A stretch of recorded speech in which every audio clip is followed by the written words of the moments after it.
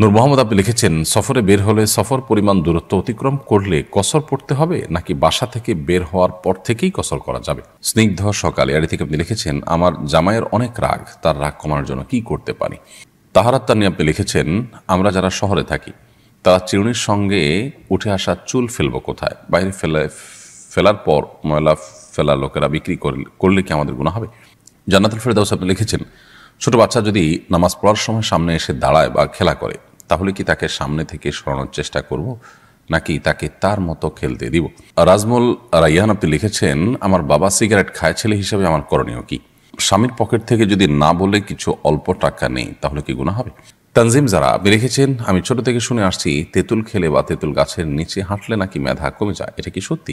আব্দুল্লাল মামুন লিখেছেন, একজন অপরজনকে 10,000 টাকা ঋণ দিয়েছে, এই শর্তে যে ঋণ ফেরত পাওয়া পর্যন্ত ঋণ গ্রহীতার 10টি ফলবতী গাছ ভোগ করবে। এই শর্তে ঋণ গ্রহণ ও প্রদান করা জায়েজ হবে কিনা? হৃদয় আপনি লিখেছেন, মাগরিবের জামাতের আগে কি আসরের কাজা নামাজ আদায় করা যাবে? শাকিলা জামান জুথি আপনি লিখেছেন, স্বামী মারা যাওয়ার পরে কোথায় ইদ্যত পালন করতে হবে? শ্বশুর বাড়ি, বাপের বাড়ি নাকি যেখানে ভাড়া থাকে সেখানে? জানাবেন প্লিজ। সময় আইডি থেকে আপনি লিখেছেন, বাড়িতে মেহেদি গাছ থাকলে নাকি মেয়েদের বিবাহ হয় না, দয়া করে এই বিষয়টি জানাবেন। নাসিন আক্তার লিখেছেন, মহিলারা কি পুরুষ উস্তাদের কাছে আরবি শিক্ষা নিতে পারবে? কোন শিক্ষা দিয়ে কি হাদিয়া নেওয়া জায়েজ আছে? মনিরুল হক মল্লিক আপনি লিখেছেন, আমি ভারত থেকে বলছি, পড়াশোনার ক্ষেত্রে সব থেকে ফলপ্রসূ আমলের ব্যাপারে বলবেন। গালিব আহমেদ লস্কর লিখেছেন, আমাদের মা বোনেরা বেশিরভাগই বসে বসে নামাজ আদায় করেন, তাদের কি নামাজ হবে? তানজিনা মাহমুদ আপনি লিখেছেন, কোনো মুসলিম ব্যক্তি মারা গেলে আলহামদুলিল্লাহ বলা নিয়ে শরীয়তের বিধান কি? নূর মোহাম্মদ আপনি লিখেছেন, সফরে বের হলে সফর পরিমাণ দূরত্ব অতিক্রম করলে কসর পড়তে হবে নাকি বাসা থেকে বের হওয়ার পর থেকেই কসর করা যাবে? সফরে বের হলে আপনি সফরের পরিমাণ দূরত্ব অতিক্রম করার পর কসর প্রযোজ্য হবে, বাট এরকম না। বরং আপনার নিজের বাসা শুধু নয়, বাসার পাশাপাশি আপনার নিজের যে মহল্লার এরিয়া আছে, আপনার একটা মহল্লার একটা এলাকার নাগরিক যে সুবিধা সাধারণত থাকে, এই পুরো সুবিধা সম্বলিত যে এলাকা আছে, ধরুন আপনি কোনো উপজেলায় থাকেন, উপজেলা পরিষদ পার হলেন, আপনি কোনো সিটি কর্পোরেশন এরিয়া থাকেন, সেটা এরিয়া পার হলেন, তো আপনি কোনো ইউনিয়নে থাকেন, সেই ইউনিয়ন পার হয়ে গেলেন, তো এরকম নিজস্ব যে এরিয়া আছে, এই এরিয়া যখন আমরা ক্রস করে চলে যাব তখন আমাদের কসরের এই সুবিধা বা সফরের বিভিন্ন বিধিবিধান আমাদের জন্য প্রযোজ্য হবে এবং সবগুলো আমাদের জন্য তখন কার্যকর হবে। তানজিনা মাহমুদ আপনি লিখেছেন, কোনো মুসলিম ব্যক্তি মারা গেলে আলহামদুলিল্লাহ বলা নিয়ে শরীয়তের বিধান কি? যদি লোকটি অনেক বেশি পাপিষ্ট হয়, তার কারণে মানুষ ক্ষতিগ্রস্ত হয়, তার মৃত্যুতে অনেক মানুষের মুক্তি মিলে, তাহলে সেক্ষেত্রে মানুষ ইন্নালিল্লাহ বলল, আলহামদুলিল্লাহ বলল, সেটা বলা অযৌক্তিক নয় বা নাজায়েজ নয়। গালিব আহমেদ লস্কর লিখেছেন, আমাদের মা বোনেরা বেশিরভাগই বসে বসে নামাজ আদায় করেন, তাদের কি নামাজ হবে? মা বোনরা কতটা বসে বসে নামাজ আদায় করেন আমি জানি না, তবে অনেক পুরুষদেরকে দেখি যে আমরা চেয়ারে বসে তারা নামাজ আদায় করেন। একান্ত আপনার সেরকম শরিয়াত আপনার অ্যালাউ করতে পারে সে পরিমাণ মাজুর হওয়া ছাড়াও, তো মা বোন হোক আর পুরুষ হোক, যে কেউ হোক, সুস্থ সবল থাকা অবস্থায়ও তিনি যদি বসে বসে ফরজ নামাজ আদায় করেন তার নামাজ হবে না। আর যদি নফল নামাজ পড়েন বসে বসে তাহলে নামাজ হয়ে যাবে, সওয়াব কম হবে। আর যদি অসুস্থতার কারণে বসে পড়েন তাহলে সেক্ষেত্রে সওয়াবও কম হবে না, নামাজও হয়ে যাবে ইনশাআল্লাহ তাআলা। মনিরুল হক মল্লিক আপনি লিখেছেন, আমি ভারত থেকে বলছি, পড়াশোনার ক্ষেত্রে সব থেকে ফলপ্রসূ আমলের ব্যাপারে বলবেন। পড়াশোনা ভালো হওয়ার জন্য সবচেয়ে বেশি গুরুত্বের সাথে আমাদের যেটি করা দরকার তা হলো পড়াশোনা মনোযোগ দিয়ে করা দরকার, সিরিয়াসনেস সাথে করা দরকার। আমরা যখন মনোযোগের সাথে পড়াশোনা করবো ইনশাআল্লাহ তাআলা সাহায্য করবেন, সেই সাথে আল্লাহ তাআলার কাছে দোয়া করব, বিসমিল্লাহ বলে পড়াশোনা শুরু করব, ভুলে গেলে দরুদ পড়ব, সুন্নাহ সম্মত লাইফস্টাইল মেনটেন করব, গভীর রাত পর্যন্ত পড়ে সকালে না ঘুমিয়ে এবং রাতে তাড়াতাড়ি শুয়ে ভোরে উঠে পড়াশোনা করবো ইনশাআল্লাহ। বিদিনিল্লাহ বিষয়গুলো আমাদের পড়াশোনার জীবনেতে বরকত এনে দিবে আল্লাহ যদি চান। নাসিন আক্তার লিখেছেন, মহিলারা কি পুরুষ উস্তাদের কাছে আরবি শিক্ষা নিতে পারবে? কোরআন শিক্ষা দিয়ে কি হাদিয়া নেওয়া জায়েজ আছে? কোরআন শিক্ষা দিয়ে হাদিয়া নেওয়া জায়েজ আছে, তবে পুরুষ শিক্ষকের কাছে মহিলাদের কোরআন শিক্ষা উচিত নয়। মহিলাদের কাছে শিখবেন, একটু কষ্ট হলে সে ব্যবস্থাই করবেন, তা না হলে এটি ফিতনার দ্বারা যেমন উন্মোচিত হবে, এটি নাজায়েজের সম্ভাবনা অনেক জোরালো। যদি এমন হয় যে না সেরকম ফিতনার কোনো আশঙ্কা নাই, অনেক বৃদ্ধ মানুষ বা আপনার মহিলা অনেক বৃদ্ধা, কিংবা আপনার মহিলার কোনো ব্যবস্থা নাই, মহিলা শিক্ষিকার কোনো ব্যবস্থা নাই, তাহলে সেক্ষেত্রে বহু শর্ত সাপেক্ষে সেটি জায়েজ হতে পারে, কিন্তু সাধারণত এটি জায়েজ হবে না, কারণ বিকল্প পথ সচরাচর থাকে, একটু কষ্ট হলেও আমরা বিকল্প পথ খুঁজে বের করতে পারি। সময় আইডি থেকে আপনি লিখেছেন, বাড়িতে মেহেদি গাছ থাকলে নাকি মেয়েদের বিবাহ হয় না, দয়া করে এই বিষয়টি জানাবেন। মানে এই ধরনের হাস্যকর এবং কুসংস্কারের জন্য কথাও আমাদের সমাজে আছে। আমার তো ভাবতে অবাক লাগে। মেহেদি গাছ নেই এরকম বাড়ি তো গ্রামে গঞ্জে খুব কমই আছে, তাহলে সেখানকার মেয়েরা কি সবাই তো আছে? শাকিলা জামান জুথি আপনি লিখেছেন, স্বামী মারা যাওয়ার পরে কোথায় ইদ্যত পালন করতে হবে, শ্বশুর বাড়ি, বাপের বাড়ি, নাকি যেখানে ভাড়া থাকে সেখানে? জানাবেন প্লিজ। স্বামী মারা যাওয়ার পর ইদ্যত পালন করবেন যেখানে স্বামী মারা গেছেন সেখানে, স্বামীর বাড়ি হতে পারে।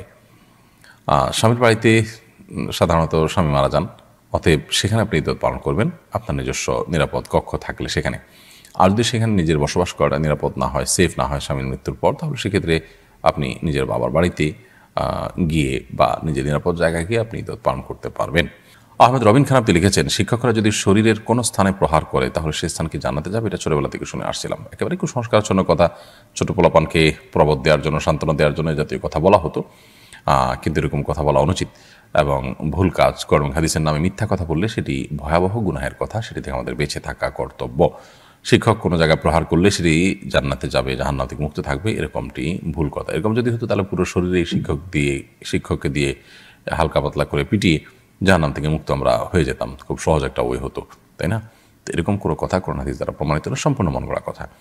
হৃদয় আপনি লিখেছেন, মাগরিবের জামাতের আগে কি আসরের কাজা নামাজ আদায় করা যাবে? মাগরিবের জামাতের ঠিক আগ মুহূর্তে যদি হয়, সূর্য ডুবছে তখন করা জায়েজ হবে না। সূর্য ডুবে গেছে, মাগরিব রক্ত হয়ে গেছে, তারপর চাইলে আপনি কাজা করতে পারেন যদি সুযোগ থাকে। আর না হলে সূর্য ডুবার যথেষ্ট আগে, ধরুন সূর্য ডুবার 15 মিনিট আগে, 20 মিনিট আগে আপনি আসরের নামাজ কাজা থাকলে সেটি পড়লেন, সেটি আদায় করতে পারেন, কোনো অসুবিধা নেই। আব্দুল্লাল মামুন লিখেছেন, একজন অপরজনকে 10,000 টাকা ঋণ দিয়েছে, এই শর্তে যে ঋণ ফেরত পাওয়া পর্যন্ত ঋণ গ্রহীতার 10টি ফলবতী গাছ ভোগ করবে। এই শর্তে ঋণ গ্রহণ ও প্রদান করা জায়েজ হবে কি না? না, এটা সম্পূর্ণ না জায়েজ। কুল্লু কারদিন জাররা নাফআন ফাহুয়া রিবা। যেই লোন নেয়ার বিপরীতে আপনি কোনো প্রকার সুবিধা ভোগ করছেন সেটি সুদ হিসাবে গণ্য হবে। সো আপনি যে টাকা ঋণ দিয়েছেন, ঋণ দিয়ে আপনি সুবিধা ভোগ করছেন, ঋণ দিয়ে যিনি ঋণ নিয়েছেন তার গাছের ফল ভোগ করছেন টাকা পরিশোধ করার আগ পর্যন্ত, এটি আপনার সুদ হিসাবে গণ্য হবে এবং না জায়েজ কাজ হবে, এটা জায়েজ নয়। ঋণ হবে আল্লাহর জন্য, ঋণ দিবেন আল্লাহর জন্য, আল্লাহ তার কাছে আজর এবং প্রেম লাভ করবেন। তানজিম যারা আপনি রেখেছেন, আমি ছোট থেকে শুনে আসছি তেঁতুল খেলে বা তেঁতুল গাছের নিচে হাঁটলে নাকি মেধা কমে যায়, এটা কি সত্যি? এটার কোনো বৈজ্ঞানিক ভিত্তি তো নেই এবং কোরআন হাদিসের আলোকেও এটি প্রমাণিত নয়। এটির কোনো অভিজ্ঞতা দ্বারা প্রমাণিত আছে কিনা আমি জানি না, তবে কোরআন হাদিস দৃষ্টিকোণ থেকে এরকম কোনো কথা তো নেই, বরং বৈজ্ঞানিকভাবেও তেঁতুল খেলে ব্রেইন কমে যায়, মেধা কমে যায়, এরকম কথা আছে বলে আমি জানি না। বিষয়টি আমি মানে কিছুটা ঘাটার চেষ্টা করেছি, তবে এরকম কোনো বিষয় আমার চোখে পড়েনি। বিষয়টিকে আপাতদৃষ্টিতে কুসংস্কারই মনে হয়। তবে যদি অভিজ্ঞতা দ্বারা এটি প্রমাণিত হয়, গবেষণা দ্বারা প্রমাণিত হয়, তাহলে ভিন্ন কথা, কিন্তু সেরকম কিছুও কিন্তু কোথাও আছে বলে আমার জানা নেই এবং আমি অন্তত এ পর্যন্ত দেখিনি। তো একজন মুসলিম সাধারণত ধারণাপ্রসূত অথবা আপনার কুসংস্কার নির্ভর কোনো কথা বা কোনো বিশ্বাসের উপর তিনি কখনো ভর করতে যাবেন না। স্বামীর পকেট থেকে যদি না বলে কিছু অল্প টাকা নেই তাহলে কি গুনাহ হবে? স্বামীর পকেট থেকে যদি আপনি না বলে টাকা নেন, অল্প হোক আর বেশি হোক, এটা নির্ভর করবে স্বামীর সাথে আপনার সম্পর্কের উপর। সাধারণত আপনি আপনার স্বামীর পকেট থেকে, তার মানি ব্যাগ থেকে বা তার অন্যান্য জায়গা থেকে প্রয়োজন মতো টাকা নেন সংসারের খরচের জন্য অথবা আপনার একান্ত প্রয়োজনে, এগুলো স্বামী জানেন এবং তার মনসম্মতি আছে। এরকম যদি হয় তাহলে তো আপনি নিতেই পারেন। আর যদি সংসারের জন্য নয় বরং আপনার নিজের জন্য নেন এবং সেটা স্বামীর অজান্তে, তিনি জানলে হয়তো আপনাকে প্রশ্ন মুখোমুখি করবেন অথবা কেন নিয়েছেন জিজ্ঞেস করবেন, অথবা তিনি যদি জানেন যে আপনি এটা নিজের সঞ্চয়ের জন্য বা নিজের অন্য কোনো কাজের জন্য, তার সংসারের কাজ ছাড়া অন্য কোনো কাজের জন্য নেন, তাহলে তিনি মনে কষ্ট পাবেন। এরকম যদি হয় তাহলে সেক্ষেত্রে এটা আপনার জন্য জায়েজ হবে না, কারণ ইসলাম স্বামী স্ত্রী প্রত্যেকের অ্যাকাউন্টকে আলাদা আলাদা করে দেখে। অতএব এই বিষয়গুলোকে আমরা গুলিয়ে ফেলার কোনো সুযোগ কিন্তু নেই। রাজমুল রাইয়ান আপনি লিখেছেন, আমার বাবা সিগারেট খায়, ছেলে হিসাবে আমার করণীয় কি? বাবা ধূমপান করলে তাকে আপনি বোঝাবেন ছেলে হিসাবে, সরাসরি বোঝানো সম্ভব হলে সেটি করবেন, সেটা না হলে আপনার মা অন্যান্য ব্যক্তিদেরকে দিয়ে বোঝাবেন, এলাকার ইমাম সাহেব আলেম আমাদের মাধ্যমে তার সাথে তাকে দাওয়াতি কাজ করাবেন। নানাবিধ উদ্যোগ আপনার থাকবে, দোয়া করবেন আল্লাহ তাআলার কাছে। এরপরও তিনি যদি পরিবর্তন না হন, আল্লাহর কাছে আপনার কোনো দায় নেই এবং আপনি এটার জন্য তার সাথে কোনো দুর্ব্যবহারও করতে যাবেন না। জান্নাতুল ফেরদাউস আপনি লিখেছেন, ছোট বাচ্চা যদি নামাজ পড়ার সময় সামনে এসে দাঁড়ায় বা খেলা করে, তাহলে কি তাকে সামনে থেকে সরানোর চেষ্টা করব, নাকি তাকে তার মতো খেলতে দিব?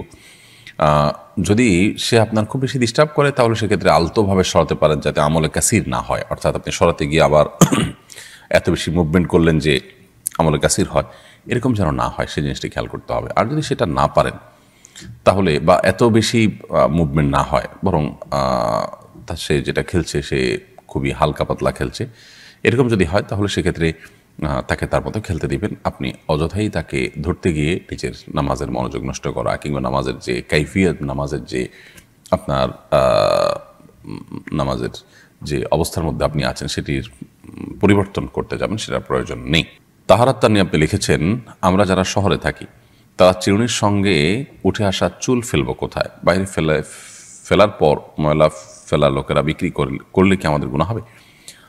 কেউ যদি কুড়িয়ে নিয়ে বিক্রি করে তাহলে আমাদের গুনাহ হবে না। তবে আমরা চাইলে আমাদের আশেপাশে যেখানে খুব বেশি আপনার ময়লা নয়, ড্রেন টেন ইত্যাদি নয়, খুব নোংরা জায়গা নয়, সেরকম জায়গা আমরা ফেলে দিতে পারি, এবং সেই জায়গাগুলো আমরা খুঁজে বের করতে পারি। আবার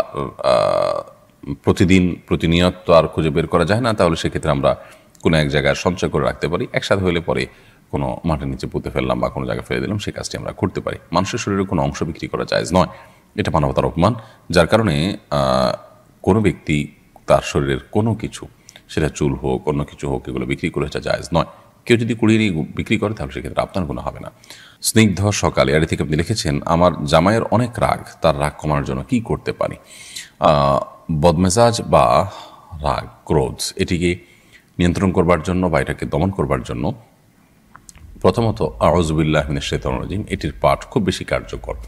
বেশি বেশি আউযু বিল্লাহি মিনাশ শাইতানির রাজিম পাঠ করলে সাধারণত মানুষের রাগ নিয়ন্ত্রণ করা সম্ভব হয়। তিনি যে সমস্ত খাবার খান, যে সমস্ত পানীয় গ্রহণ করেন, সেগুলোতে আপনি 7 বার আউযু বিল্লাহি মিনাশ শাইতানির রাজিম পড়ে পড়ে ফু দিয়ে তাকে খাওয়াতে পারেন। এটা অভিজ্ঞতা দ্বারা প্রমাণিত যে অনেক সময় রাগ প্রশমিত হয়। তাছাড়া ক্রোধ দমন বিষয়ক বিভিন্ন মোটিভেশনাল স্পিচগুলো তাকে শোনাতে পারেন, এবং এ বিষয়ে ভালো ভালো বইও আছে, সেগুলো তাকে দিতে পারেন। আল্লাহ তাআলা তার ইসলাহ এবং সংশোধন নসিব করুন।